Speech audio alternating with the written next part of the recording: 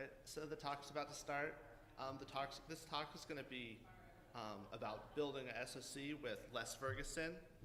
He leads the automation and software engineering efforts on a cybersecurity incident response team, and he's had over 12 years of experience in software engineering and cybersecurity. I'll give it up to him. Thank you. So I plan on this being a relatively informal talk. I will warn you, I have not practiced or timed it, so hopefully it's around the right amount of time. If not, ask me questions and we'll get there. Yeah, and go ahead and get started. Y'all are late. For reference, I will say I have slides. There's not going to be any information. It's just the title of the section. Like I said, it's informal. Let's just talk through things. Why should you listen to me? As he did mention, I've been in cybersecurity. Cybersecurity technically for 8 years. I've done software development for a total of like 12-ish.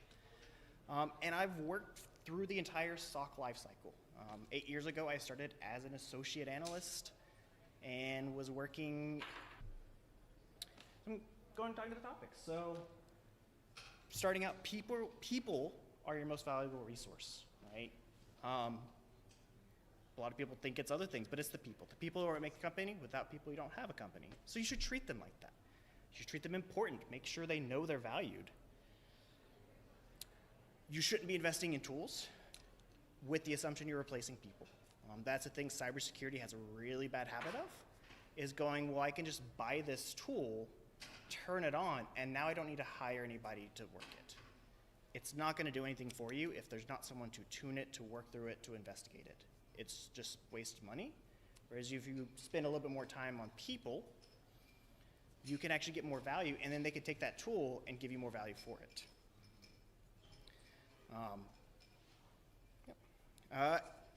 Kind of going into that, right? Your people don't just know everything. Invest in your people. They need to grow. And that needs to be both technical and soft skills. We do a lot, especially in incident response, of communications. We're talking to people, calling out Emily's talk from this morning on her EMS thing. Soft skills are very, very important in the incident response life cycle. You've got to be able to communicate. You've got to have empathy, okay? And so you need to work with your people. You need to give them chances. One of the fun things that we have done is we kind of take over and share who does incident management at the time, who's your incident commander. And it's not always one person. Let's rotate it through so everybody gets a chance. Everybody gets to talk to everybody. And the next one is really, really important and often overlooked, and that's why you lose people as often as you do. Compensation. Your people are growing, their value is growing. If you don't match that, you will lose them. They will go somewhere else, and all this investment, all this time you have spent to growing this person is now essentially wasted. You have just thrown away all of your investment. So keep investing. Do more. You grow, they grow, everybody grows.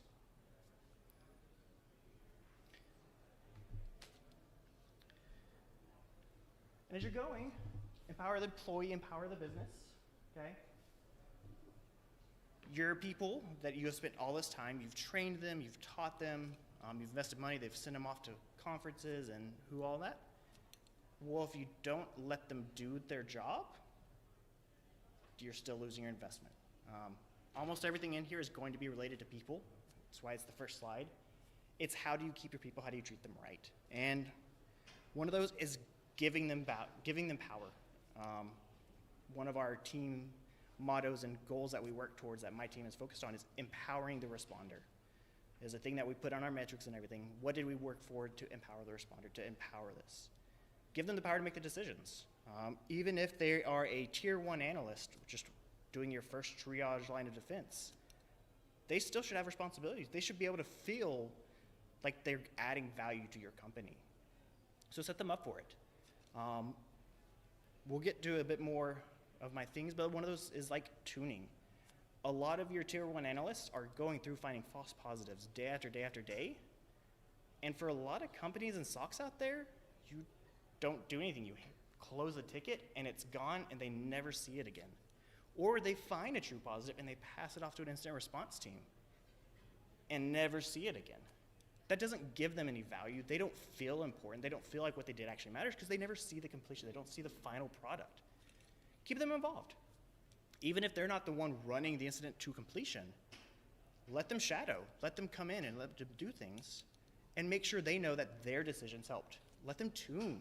Let them give suggestions. They're sending the same alert with the same source IP and the same IP address or same hash, whatever, 15 times in the past month. And they're like, why am I seeing this? Well, tell them, tell me right up if we don't have it, or give them the actual tools to do it, to go in and change and add to exclusions.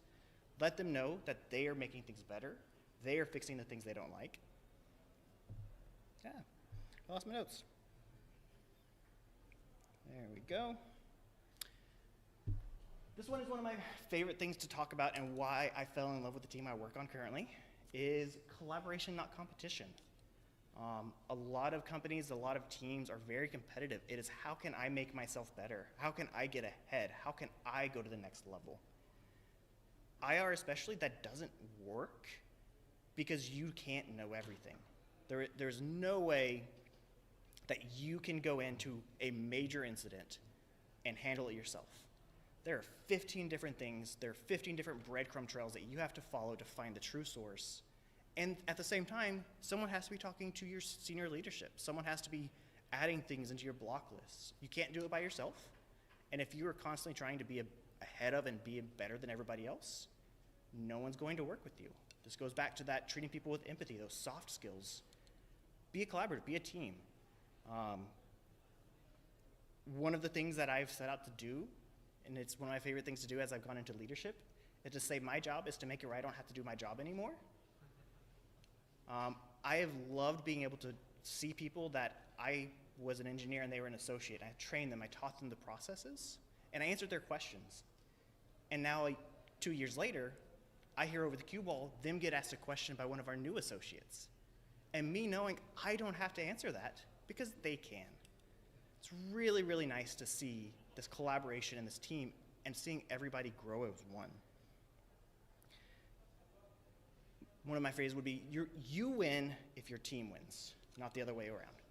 If one person is the one doing the best, the rest of your team won't catch up, and your team will fail. If you have 4 people, only one person is a superstar, those 3 people are still doing work, they're going to miss something. They're going to mess up somehow. But if one person who was a superstar is still working with them and talking to them, encouraging them to come ask questions, when they don't know, they'll go ask, and everybody's better. You have more growth potential when you're also growing those around you. And it's the same idea, it's collaboration, right? One of the best ways to teach, and a lot of senior classes, one of my favorite classes and least favorite classes, involved the teacher getting up, handing out a syllabus, and saying, okay, next week, those 3 students are the ones who are teaching the class. And he didn't teach a single class for the rest of it. All he did was grade. But everybody who went through that class came out and did the next set of levels classes so much better than people that took the classes that were easier. Because when you're teaching, you have to know more, you learn more. So when you're growing and you're bringing other people with you, you're gonna grow faster, they're gonna grow faster. And now they can actually add in and give you more value and more time to spend growing more. Everybody raises up faster. Share the load. What happens if you're overwhelmed, you're burnt out, you're doing this thing and you've hit 3-4 hours in one incident? Having someone there to help you.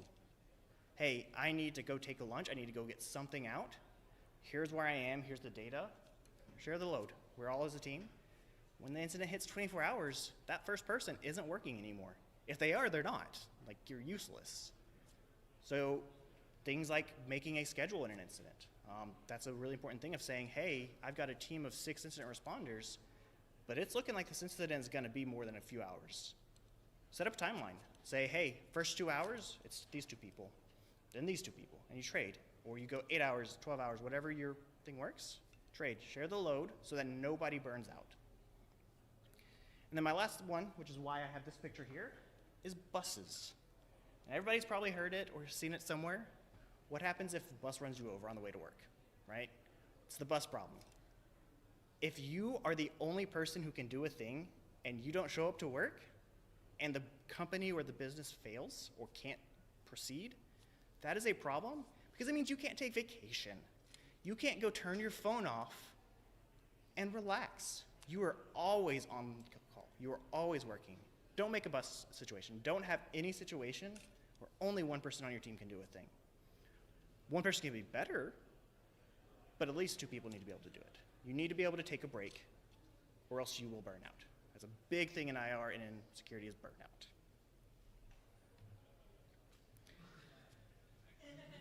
This is another phrase that I've kind of come up with and I've been using a lot, which is build hills, not silos. We in IT as a whole, and especially in cyber, have also been very guilty of building silos. You find that thing you're very passionate about, and you keep going, and you keep going, and you keep going, and you never share it, and so no one else grows with you. No one else does anything with you. Silos stifle growth in the long run and create unnecessary politics and friction. When you have a whole bunch of silos and each silo only does one thing, what happens when you need to collaborate? You're not going to because it's my thing. Or you need help figuring out how your tool integrates with their tool. Well, that's your job, not my job. Silos create friction. They create politics. They slow things down, and they make people not happy. I've had to deal with more than a few teams that have done that approach, and I hate my job whenever I do that. So don't build silos. Build what I call hills. Hills allow you to grow in a specialization. Don't not specialize, right? Find the thing you're passionate about. Grow. Build your hill. But know that your hill can be climbed. Someone next to you can follow you up that hill. They might not go as high, but they can follow you up. And you can share down. And then you have 5 people who've built 5 hills.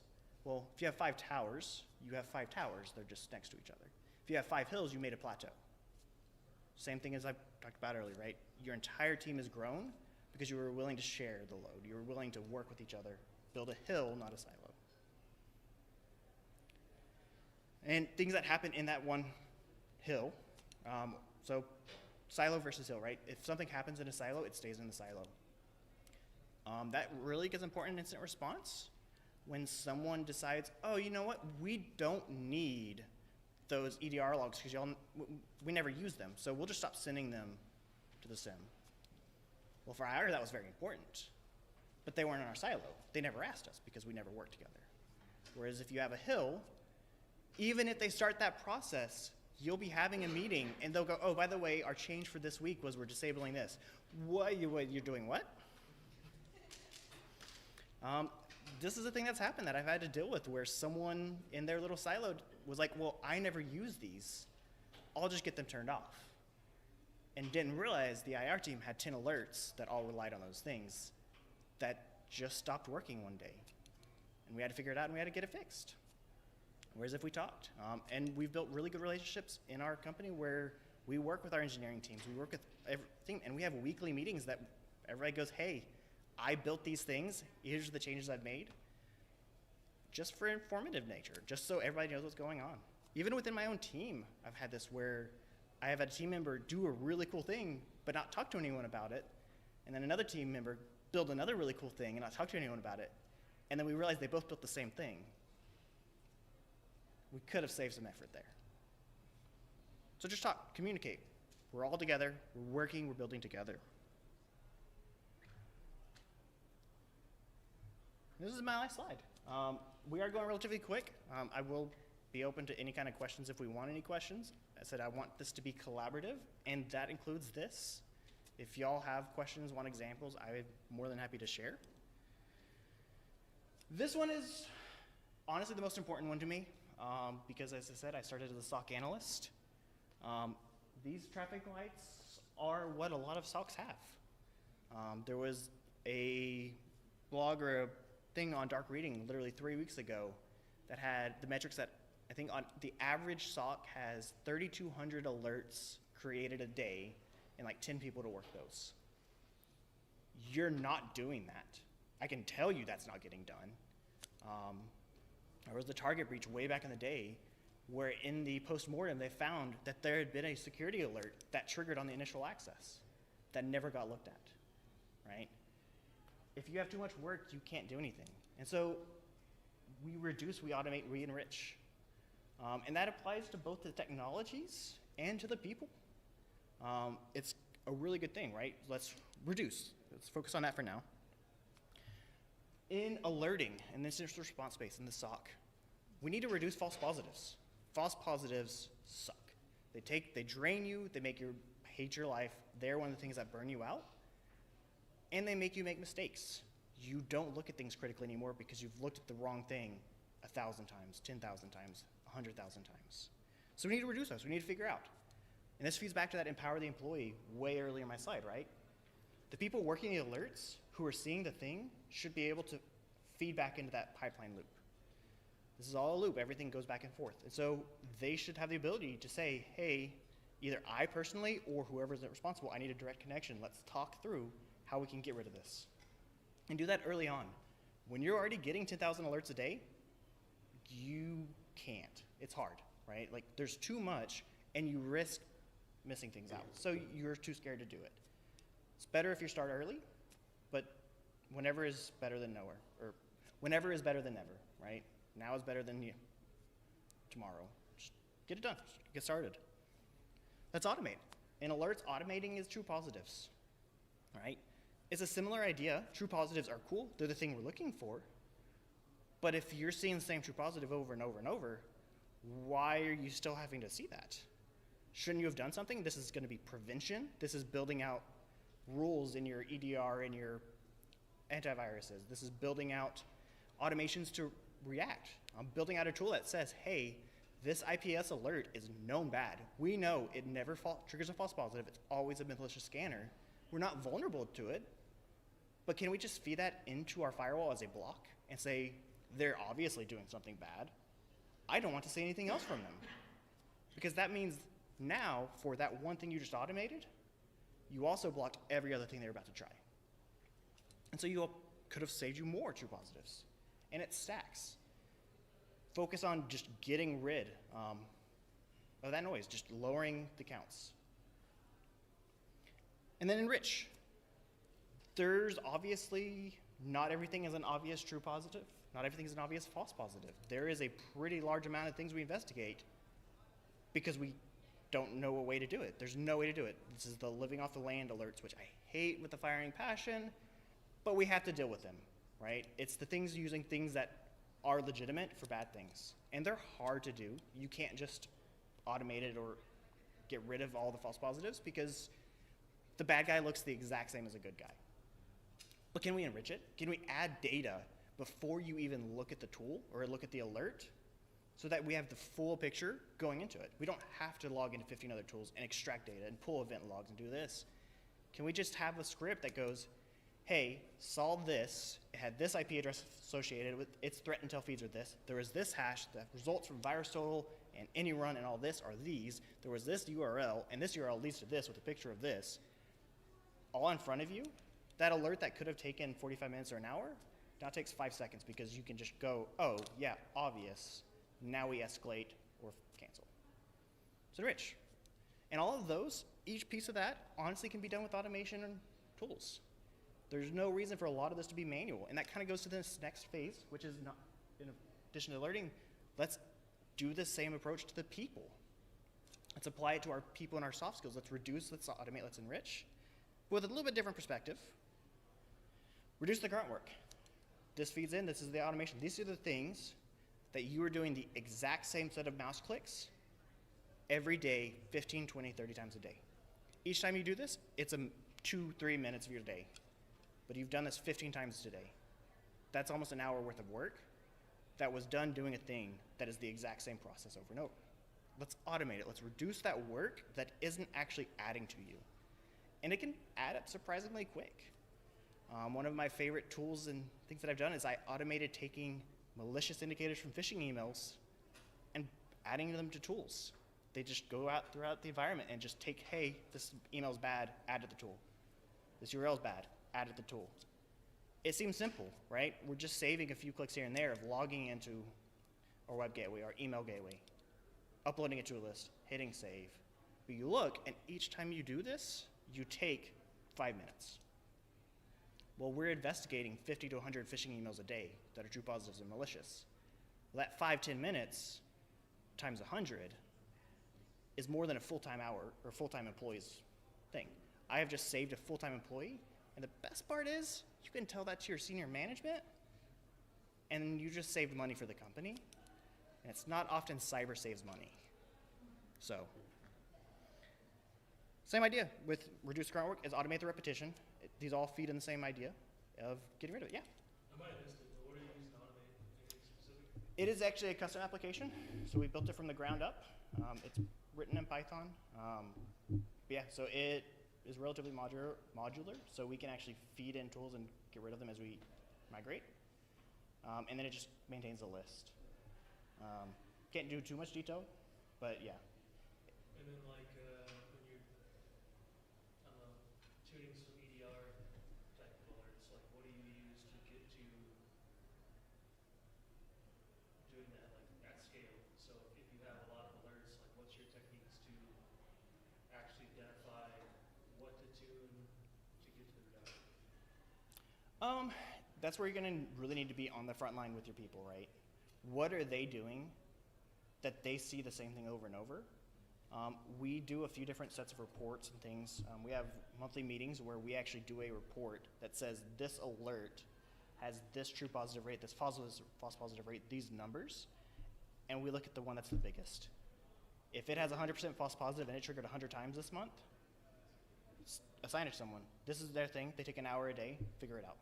Do you ever go even further proactive? So like, let's say you have 1,000 alerts, do you, because like most EDR tools will have a JSON output via API, right, that you can pull with Python.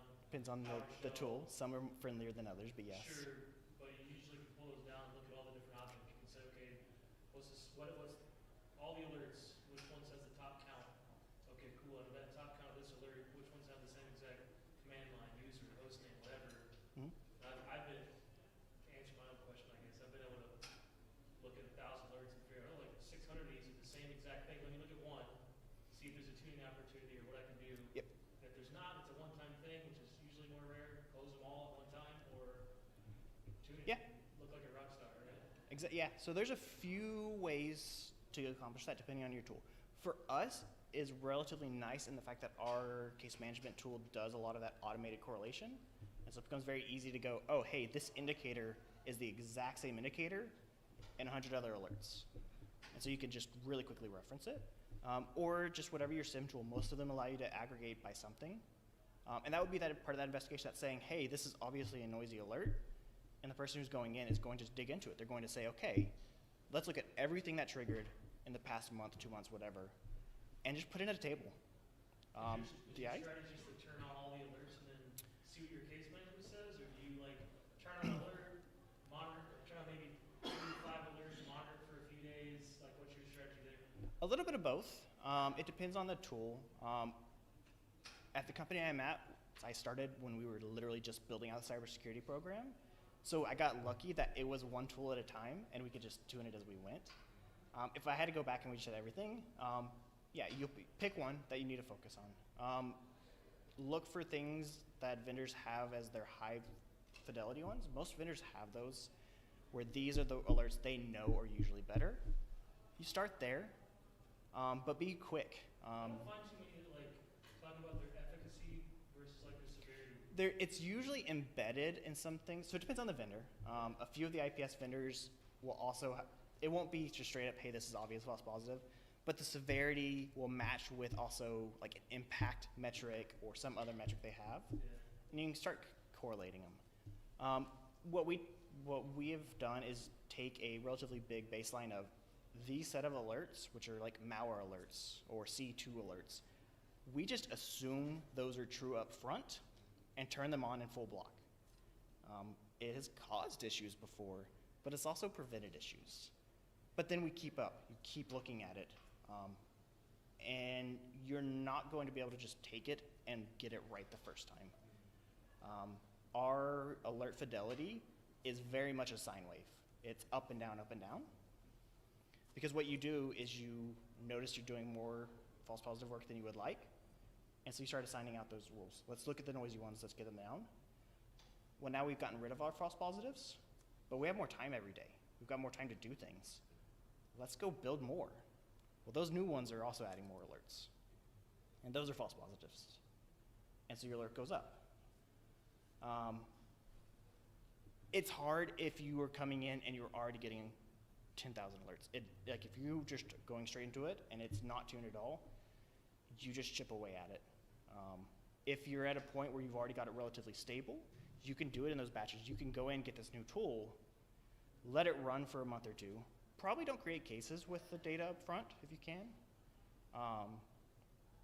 But then do the same metrics you're talking about, right? Like let's get this list, let's aggregate by the signature ID, and also get all the data points and look for patterns.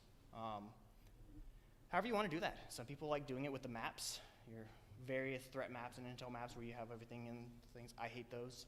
I do really good by just putting it all in a table and relying on my eyes to go, hey, those look similar.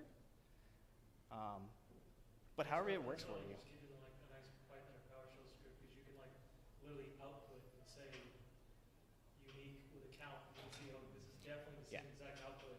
I don't have to like click through the GUI or do any like guesswork or miss a character or something. I can literally do a unique count.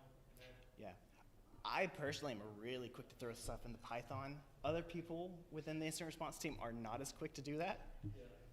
Yes, I am talking about you, Zach. Whatever, man. I'll do either. I learned PowerShell first before I learned Python. Yeah, I mean, it's gonna be work. It's gonna be finding what works for you and your team and what skills you have. Everybody has different skills. A diverse set of skills is really useful in incident response because we touch everything, but that usually means people do things very differently. The way I accomplish things, I can personally say I don't work many alerts anymore, and I think everybody else in the incident response team is happy with that because my documentation is not the greatest. It is, every important point is documented, but it doesn't read very well. I'll leave you alone for this. No, you're good. I It's don't like to shout out tools, but like accessible automation tools like low code, no code is Tines. They have a community edition is the only reason I say that. You can at least go play with it, like just, they have a lot of pre-built things in there, but Tines community edition is fun to play with if you want to at least get some sort of like automation experience. You can't build your own. Yeah, not everybody. I am in a really, really lucky spot of having a team of software developers in incident response. Most companies don't have that. Yeah, we know. We're building like Python scripts and GitHub Yeah, actions. and the way I got it though was by being incident response and just being able to code Python. But we just realized enough value over time that we dedicated more people to it. And the way we got more people and more time was by doing these use cases of that one with blocking indicators. Being able to say, hey, I spent 2 or 3 weeks doing this piece of code, and that's saving us a full employee's worth of time every week. When you do that math, it's like, oh yeah, that's obviously a good deal, right? Like, that's a significant amount of money improvements. But those are usually accomplished in small pieces. It's small pieces that over and over and over just build up. But also having time dedicated. If your people are literally working alerts from the day they come in, the moment they come in to the moment they come out, check out, you're doing it wrong. There's too much. What are thoughts? I just want to drop a piece of data for you, Les. Last 2 months, 2% of all of our alerts were manually investigated. 98% wrong. Whoa. You guys don't get to see that. No. Yeah. It's my boss, by the way. Yeah. Yeah. That is actually my favorite thing is when vendors come in with their automation tool like, hey, we know most people are looking at 4,000 alerts a day. We can get you down to 300. We're at 50 a day with automated responses for the remaining 100,000, but okay, sounds good. And it is good. It's good to focus on that. Yeah, as far as like following kind of that sine wave you described and responding to the alert accuracy, have you found it to work out better to kind of take it as it goes or to plan, like we have an implementation sprint and then a review sprint and kind of alternate? We do both. We have, in actually almost all of our case documentation, all of our playbooks, case templates, whatever you call them in your tool, is actually a final step of tuning, which is, do you see an obvious way to tune this? And you don't always, but if you've done it, that's the opportunity to go, hey, no, I think I can get this done in 2 hours, let's do it. But then there's also a lot that you get where you come to the end of the month and we sit it back down and go, okay, bigger picture, you didn't get any quick wins, but I do see this one is a 98% false positive and it's triggered 40 times. That's what, like 36, 35 false positive alerts. What was false positives in those, and can we do that filter? So we do both. There is the day-to-day case management, and that's part of that empowering the employee, letting the people investigating alerts have the ability to do that tuning up front. But it's actually even in the weekly, our team, most of the alerting is built by the incident response team. We build and maintain our own tooling and our own alerting. So we're already in the tools, we're already doing it. Which gives us that extra bit though, right? We've investigated, we've done that extra enrichment piece of, I have this alert that I know is always false positive, and I always go to this tool to figure out why. Well, we know what to look for. We know which enrichment piece we can get and now automate the tool. But yeah, it's both. It really kind of does it. In the day-to-day, your false positive rate kind of flickers, but then you look at the bigger picture, it's just whatever we're focusing on. And it's usually like a 2 or 3 month thing where we'll spend 2 or 3 months really tuning it, getting it nailed down, before we now have that extra time in the day to go build the new stuff. And then we fill up our queue again, and then we work through it. Yeah, and it's flexible. Go ahead, Zach. So kind of caveating off of that, so what do you think like the percentage of work or like time spent looks like between making tunes on currently existing alerts, right? So we're working on tuning false positives. How much time do you think you should spend to trying to attempt to tune out the noise versus emerging threats?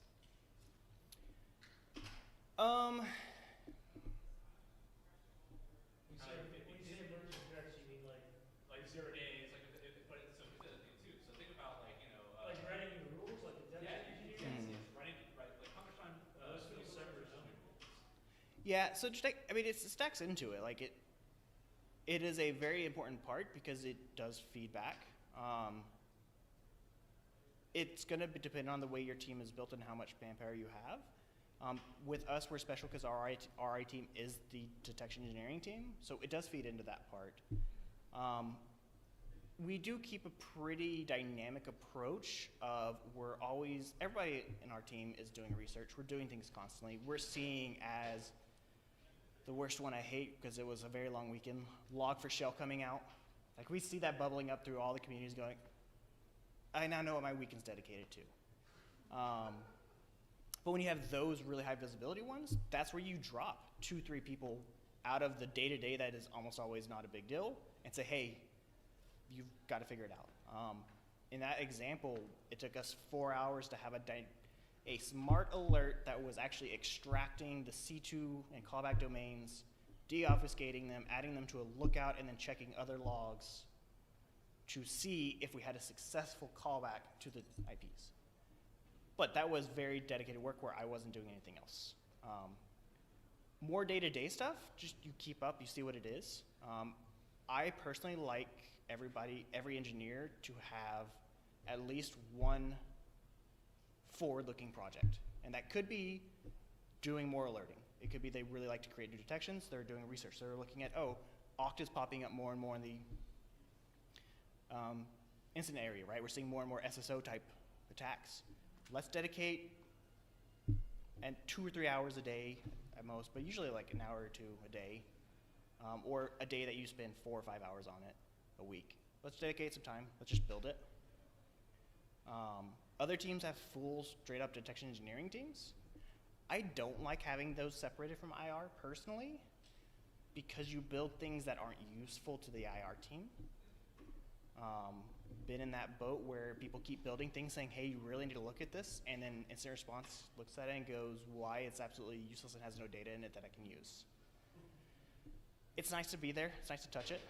My team of software developers, I make them work alerts, I make them work cases, because to make things better, you've got to understand what you're doing. But if you do have the ability and the manpower to separate it out, then you get people that are dedicated full-time to it. We have a few people on like our threat intelligence team that is what they essentially do all day, every day.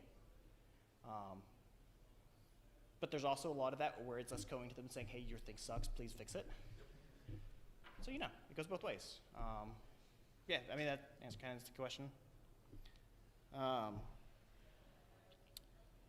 you're tuning, do you use some sort of like operational method that requires peer review? Yeah. Yep. Yeah, we have a manual review process where you go through and approve it. We actually have all of our logic stored in a Git repo that is about to be productionally automated to deploy to our SIM. It's been a long process of a lot of going through those silos we've talked about. One of those steps does require approval, because before that we have been in situations where someone tuned an alert and left an extra bracket, and it wasn't until 2 months later that we're like, hey, why haven't we seen this alert in a while? It happens. So it's easier to have that extra approval step of that. We don't make it like very hard to do though, right? Like it's not gonna be, you have to wait till a formal meeting. We just make sure at least 1 or 2 other people have reviewed it before you deploy it. With a little bit of flexibility for people like on call who get alerts where they get like 1,000 alerts that are a random tune that happen in the environment. You could tune that out real quick, but you have to follow it up with the official process. Yeah, I definitely advocate for peer review. That goes back to that collaboration step. I've done a lot of cool things. I've done a lot of stupid things. I've definitely prevented the business from running before. But you learned. But I learned. I didn't do that same thing twice. But no, as a lead, I've got a wide range of people under me, from people who are literally fresh out of college to people that have been doing it for 30 years.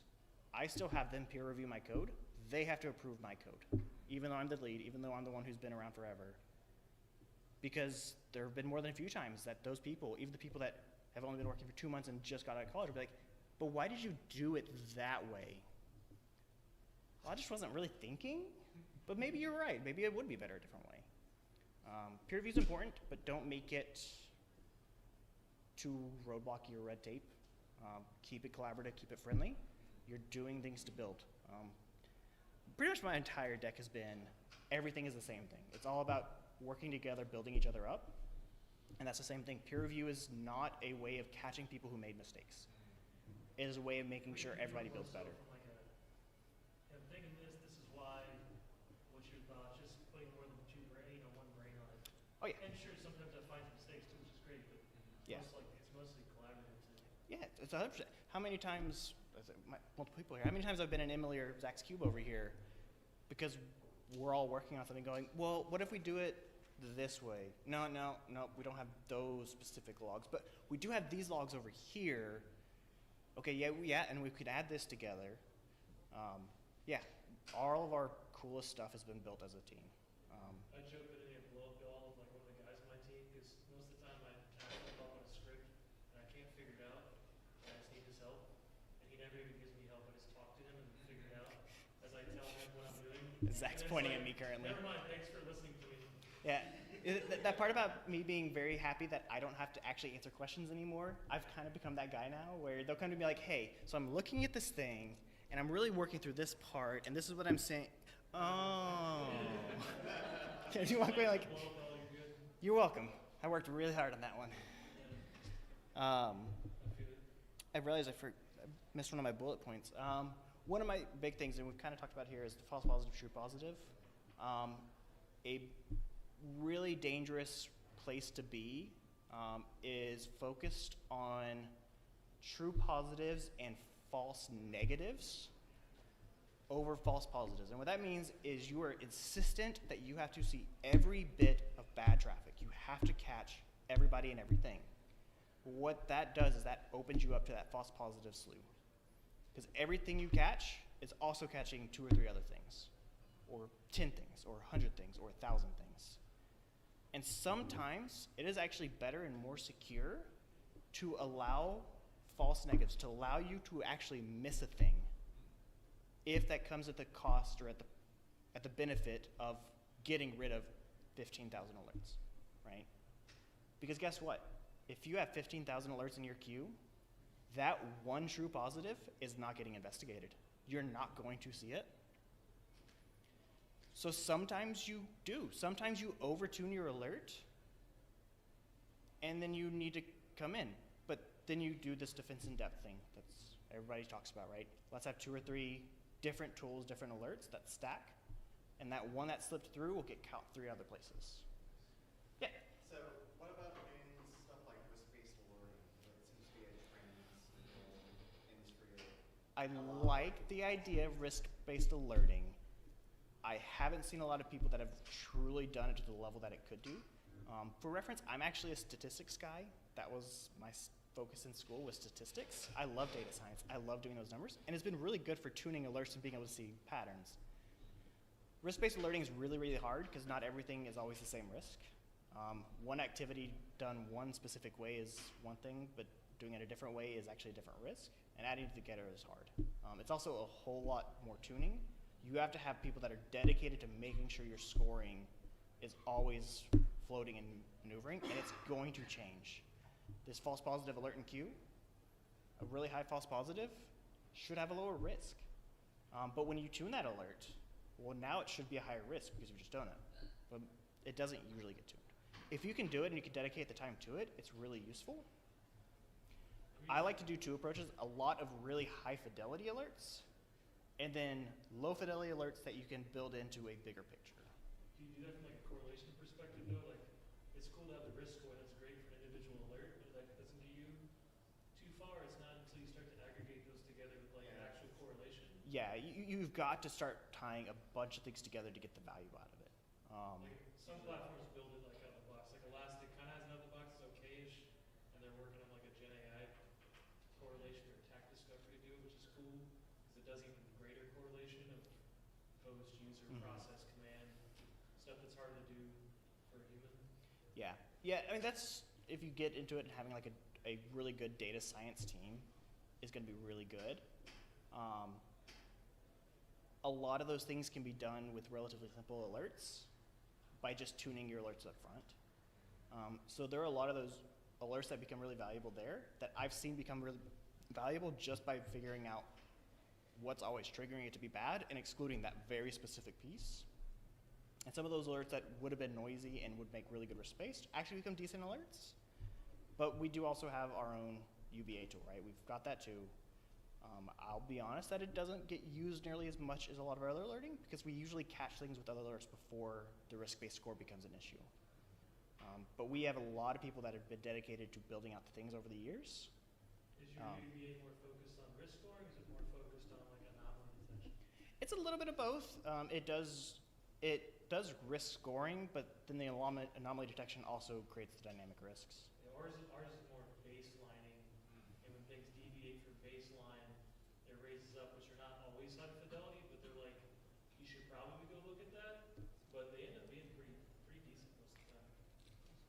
Yeah, I said I'm a data science guy. I've seen really good, and I've also seen them not get done quite correctly. But it does take a lot of time and investment. And we just found that focusing more on that day-to-day alerting and tuning and adding and creating new detections for stuff has given us more value than trying to tune these big data models for 90% of the stuff out there. And most attacks are commodity, right? If you look at pure statistics, the chances are you will never be attacked by an APT unless you work at a very, very important location. Who you're defending against are those low-hanging fruits. I'm done, so I gotta wrap up. But yeah, you're hanging against a commodity. You're hanging against the people that are knocking on your door, seeing if your doorknobs are open, right? Those are who you're defending against 9 times out of 10. So focus on those first. But I'm done. If anybody has questions, I'll be around.